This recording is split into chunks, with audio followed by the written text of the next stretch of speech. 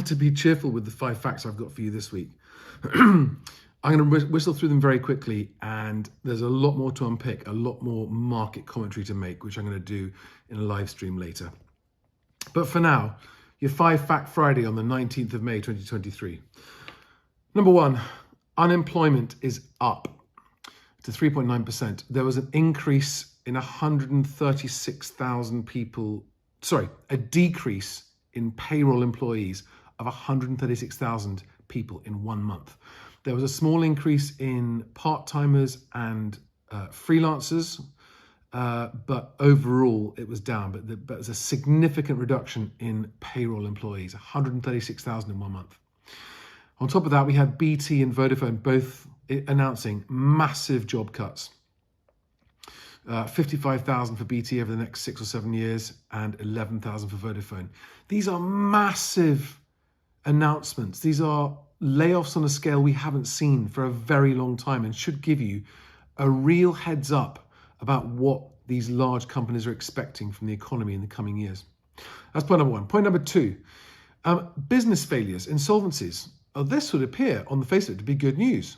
There's been a sharp drop compared to the previous month. So a sharp drop in April compared to May of business failures.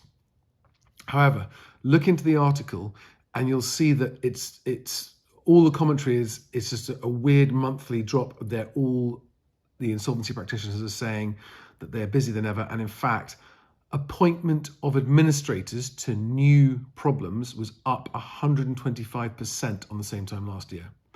So that is your leading indicator of business insolvencies, right? Appointments of administrators. So those are businesses that have not yet gone into insolvency or into liquidation, but are being placed in the hands of administrators. And so those businesses haven't yet hit the figures of actual business insolvencies. But that's a leading indicator of what's coming, up 125%. That's not good news. And by the way, although the number of insolvencies fell compared to the month before was a weirdly high spike. So it's still very high numbers. Number 3, this one looks positive on the face of it as well. UK household confidence survey up. Household confidence has risen, but it's risen to -27. It is still heavily negative on balance. It's just less negative. There's an article about that. I've linked to all of these below, by the way. So you can go and read the full articles on each of these stories for yourself, make up your own mind.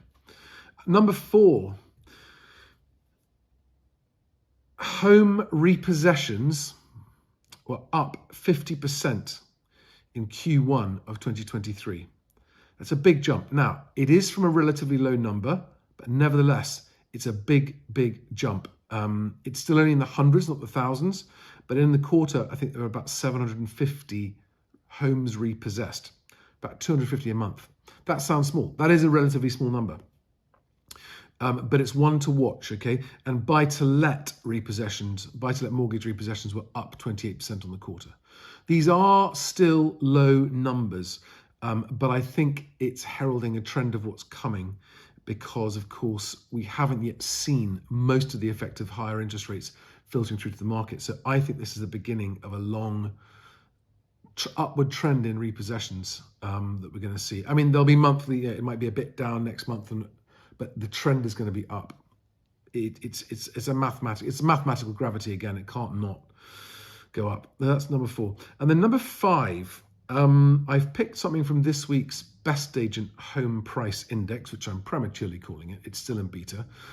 But I think it's quite interesting to track the difference between the asking prices of unsold properties and the asking prices of sold properties, and also the difference between the median and the average. And this week, the gap between the asking price of unsold properties and sold properties is £60,000 on the median. So a £60,000 difference in the median unsold to sold asking price. And on the average, it's a massive 135 grand. So the difference between the average asking price of unsold properties and the average asking price of sold properties is £135,000.